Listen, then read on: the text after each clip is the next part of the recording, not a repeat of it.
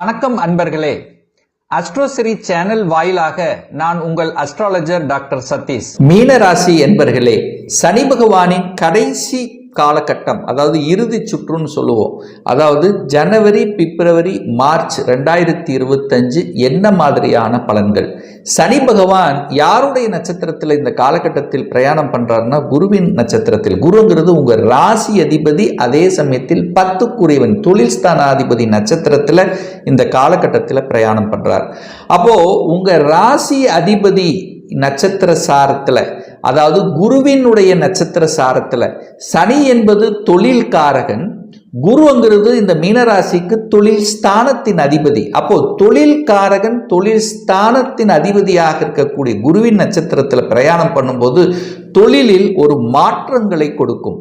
அது நல்ல மாற்றங்களாக அமைத்து கொள்ள வேண்டும் என்பதை ஞாபகத்தில் வைத்துக் கொள்ளுங்கள்.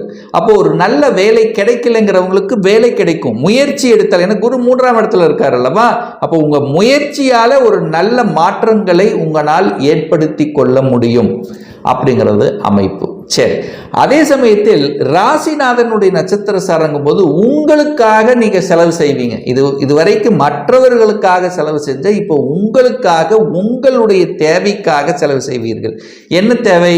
ஒரு வீடு கட்டணும் என்கின்ற எண்ண ஓட்டங்களை கொடுத்து அந்த வீட்டை வாங்கி சுப செலவுகளை செய்யக்கூடிய அமைப்பு. வீட்டை ஆல்டர் பண்ணுவது, வீடு வாங்குவது, வீட்டுக்காக இடம் வாங்குவது. ஸோ இந்த மாதிரியான சுப செலவுகளை செய்து கொள்ளக்கூடிய ஒரு காலகட்டமாக அமையும். அதே சமயத்தில் திருமணத்துக்காக செலவு செய்வது, எப்படியோ செலவு விரயம் ஏற்படும், அது சுப விரயங்களாக கன்வெர்ட் ஆகும் இந்த 3 மாதங்கள். திருமணத்துக்காக, உங்களுடைய திருமணமாக இருக்கலாம், உங்களுடைய குடும்ப உறுப்பினர், அதாவது உங்க கூட பிறந்த சகோதர சகோதரிகளினுடைய திருமணமாக இருக்கலாம். ஸோ இப்படி திருமணத்துக்காக செலவு செய்யக்கூடிய ஒரு காலகட்டமாக இந்த 3 மாதங்கள் அமையும். அடுத்து பார்த்தீங்கன்னா குழந்தைகளுக்காக செலவு செய்வீங்க. குழந்தைகள் ஆசைப்பட்டதை வாங்கி மகிழ்ந்து சந்தோஷப்படக்கூடிய தன்மைங்கிறது இருக்கிறது. அப்போ குழந்தைகளுடைய அபிலாசைகளை பூர்த்தி செய்வதற்கான அமைப்பு என்ன? குழந்தைகளினுடைய கல்விக்காக நீங்க செலவு செய்ய போறீங்க. குழந்தைகளுடைய படிப்பு விஷயத்துக்காக, குழந்தைகள் வெளிநாட்டுக்கு சென்று படிக்கணும் என்கின்ற எண்ண ஓட்டத்தை பூர்த்தி செய்வதற்காக நீங்கள் செலவு செய்வீர்கள். அப்போ குழந்தைகள் வெளிநாட்டுக்கு சென்று படிக்கக்கூடிய பாக்கியம் இந்த காலகட்டத்தில் இருக்கிறது அப்படின்னு நம்ம சொல்லுவேன். ஏன் இது ஸ்ட்ராங்காக சொல்கிறேன்னா, சனி பகவான் இப்போ சுக்கிரனோடு சேர்ந்து சுபத்துவமாக இருக்கார். அப்போ சுப செலவுகளை செய்யக்கூடிய தன்மைகள். ஏற்கனவே ஒரு வழக்கு சார்ந்த விஷயத்தில் பிரச்சனையாகி ஒரு தண்டனை அனுபவித்து கொண்டிருக்கக்கூடிய இந்த மீனராசி என்பவர்கள் அந்த தண்டனையில் இருந்து மீள்வதற்கான வாய்ப்புகள், சந்தர்ப்பங்களை கொடுக்கிறது. அதை சரியான முறையில் பயன்படுத்தி கொள்ளுங்கள் அப்படின்னு சொல்கிறேன். அதே சமயத்தில் ஒரு சிலருக்கு வெளிநாட்டுக்கு சென்று வரக்கூடிய பாக்கியம் இருக்கு. 12ஆம் இடம் என்பது வெளிநாடு அல்லவா? அப்ப 12ஆம் இடத்து அதிபதி 12ஆம் இடத்திலேயே ஆட்சி பலம் பெற்று வலிமையாக உட்கார்ந்து அது உங்களுடைய ராசிநாதனுடைய நட்சத்திர சாரத்தில் இருக்கின்ற காரணத்தாலும், அது குரு 3ஆம் இடத்தில் அமர்ந்திருக்கின்ற காரணத்தால நீங்கள் வெளிநாட்டுக்கு சென்று வரக்கூடிய பாக்கியம் தொழில் விஷயமாகவோ அல்லது வேலை விஷயமாகவோ அல்லது ஏற்றுமதி இறக்குமதி இந்த மாதிரியான விஷயங்கள் அல்லது தொடர்புகள் மூலமாக, அந்நிய மதத்தினர் மூலமாக சென்று வரக்கூடிய பாக்கியம் இருக்கு. அப்போ வெளிநாட்டு தொடர்புகளை பெற்றுத்தரக்கூடிய ஒரு மாதமாக இந்த கடைசி 3 மாதங்கள் நிச்சயமாக அமையும் இந்த மீனராசி அன்பர்களுக்கு. அதே சமயத்தில் பார்த்தீங்கன்னா தனம் சார்ந்த விஷயத்தில், குடும்பம் சார்ந்த விஷயத்தில் கொஞ்சம் கவனம், எச்சரிக்கையோடு இருக்கணும். அதில் எந்த மாற்று கருத்தும் இல்லை. கருத்து வேறுபாடுகள் வராமல் பார்த்து கொள்வது நல்லது. பணத்தை கொண்டு போய் எங்கேயாவது சிக்க வைக்காமல் பார்த்து கொள்வது நல்லது. விரயத்தை ஏற்படுத்திடுறோம். அப்போ சொந்த தொழில் ஆரம்பிக்கிற அப்படிங்கிற எண்ண ஓட்டத்தை கொடுக்கக்கூடிய ஒரு காலகட்டமாக இருக்கும்.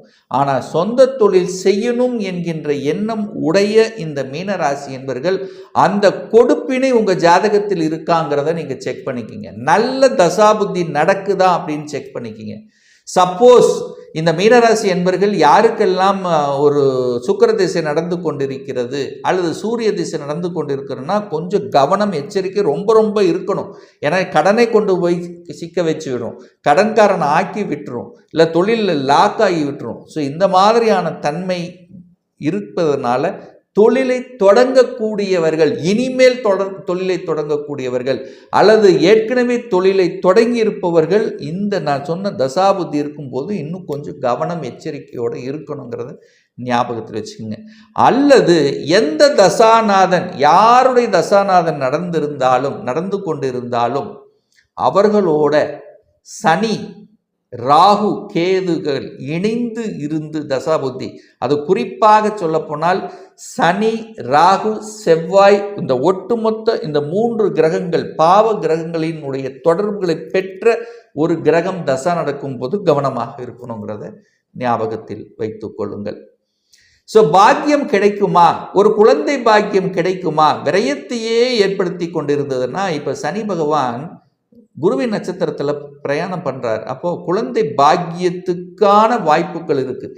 ட்ரீட்மெண்ட் எடுத்து, அதாவது செலவு செய்து செயற்கை முறையில் கருவுற்றல் அப்படிங்கிற தன்மை, அதுக்கான முயற்சியில் இறங்கி கொண்டிருக்கின்ற அந்த ட்ரீட்மெண்ட் எடுத்துக்கொண்டிருக்கக்கூடிய மீனராசி என்பவர்கள் இந்த 3 மாத காலத்தில் குழந்தை பாக்கியம் நிச்சயமாக கிடைக்கப்பெறும். இதில் மாற்று கருத்து என்பதே கிடையாது.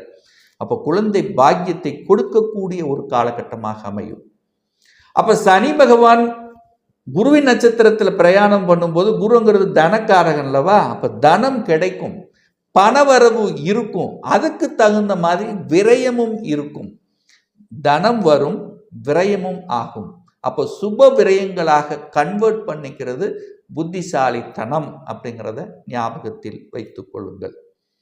ஒரு நல்ல பாக்கியம் கிடைக்கல, பாக்கியத்துக்கு இடையூறு, பாக்கியம் சார்ந்த விஷயத்தில் தொந்தரவு அப்படின்னா இப்போ அந்த ஒரு பாக்கியம் என்ன பாக்கியம், அது குறிப்பாக வெளிநாட்டு பாக்கியம், வெளிநாட்டு தொடர்புகளை கொடுக்கும், வெளிநாட்டில் வேலை பார்க்கக்கூடிய அமைப்பு இருக்குது. அதுவும் குறிப்பாக குடும்பத்தை விட்டு குடும்ப உறவுகளை விட்டு நீங்கள் வெளிநாட்டில் போய் வேலை பார்க்கக்கூடிய சந்தர்ப்பங்களை உருவாக்கும். அதன் மூலமாக தன வருவாயை உருவாக்கக்கூடிய வாய்ப்புகள் சந்தர்ப்பங்கள் உண்டு இந்த காலகட்டத்தில் அப்படின்னு நம்ம எடுத்துக்கலாம்.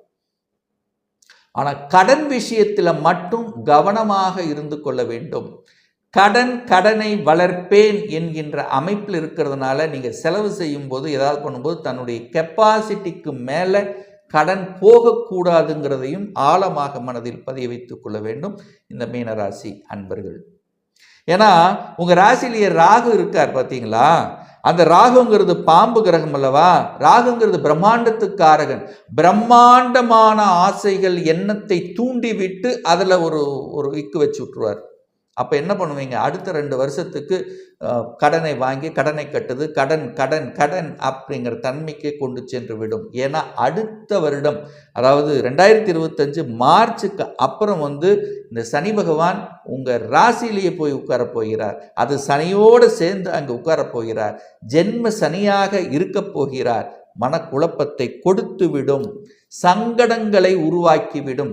அப்போ நீங்கள் என்ன கொஞ்சம் எச்சரிக்கையாக இருக்கணும் அப்படிங்கிறத நான் சொல்கிறேன். இந்த மீனராசி என்பர்கள் எதிலும் எங்கேயும் எதிலும் நிதானம் பொறுமை என்பது ரொம்ப ரொம்ப முக்கியம். எந்த ஒரு விஷயத்தை எடுத்தாலும் 100% அலசி ஆராய்ந்து இது நன்மையா தீமையா என்பதை அளந்து ஆராய்ந்து அதுக்கப்புறம் முடிவெடுக்கணுங்கிறது ஞாபகம் வச்சுக்கோங்க. எடுத்தோம் கவுத்தோன் மட்டும் செய்திடக்கூடாது இந்த காலகட்டத்தில். அப்போ சனி பகவானால நல்லது நடக்கக்கூடிய அம்சங்கள் இருக்குதுன்னு சொல்கிற விரயங்களை கொடுப்பார். சுப விரயங்களை கொடுத்து நல்லவைகள், ஒரு வீடு வாங்குறது, ஒரு சுக்கிரன் ஒரு வாகனத்தை வாங்குவது, குழந்தைகளுக்காக செலவு செய்வது, சுப காரியங்களில் ஈடுபடுத்துவது போன்ற நன்மைகளை தரக்கூடிய அமைப்பு இந்த காலகட்டம் உண்டு. இந்த விஷயத்தில் உங்களுக்கு சிவப்பு கம்பளத்தை விரிப்பார், பாசிட்டிவை கொடுப்பார். குலதெய்வத்தினுடைய அருள் உண்டா அப்படின்னா நிச்சயமாக உண்டுன்னு சொல்வேன். குலதெய்வத்தை கெட்டியாக பிடித்து கொள்ளுங்கள், இறைவனிடம் சரணாகதி அடைந்து கொள்ளுங்கள். குலதெய்வம் உங்களை காப்பாற்றும். நிச்சயமாக குலதெய்வத்தினுடைய அருள் என்கிறது பரிபூர்ணமாக நீங்கள் எந்த அளவுக்கு குலதெய்வத்தை சென்று வணங்கி வருகிறீர்களோ அந்த அளவுக்கு நல்லவைகள் நடக்கும். அதுவும் குறிப்பாக பௌர்ணமி அல்லது அமாவாசை காலகட்டத்தில் நீங்கள் சென்று வழிபடும் போது நிச்சயமாக அந்த குலதெய்வத்தினுடைய அருளால ஆசியால நல்லவைகள் நடக்கும். ஏன்னா குருங்கிறது ஒரு தெய்வம் அல்லவா, குருங்கிறது ஒரு கடவுள் அல்லவா, குருங்கிறது ஒரு பெரிய மனிதர்கள் அல்லவா. அப்போ பெரிய மனிதர்களினுடைய அனுகூலம் ஆதரவுங்கிறது உண்டு. ஸோ இந்த 3 மாத காலத்தில் நீங்கள் பொதுநலமாக, ஏன்னா சனி குருவின் நட்சத்திரத்தில் இருக்கார்.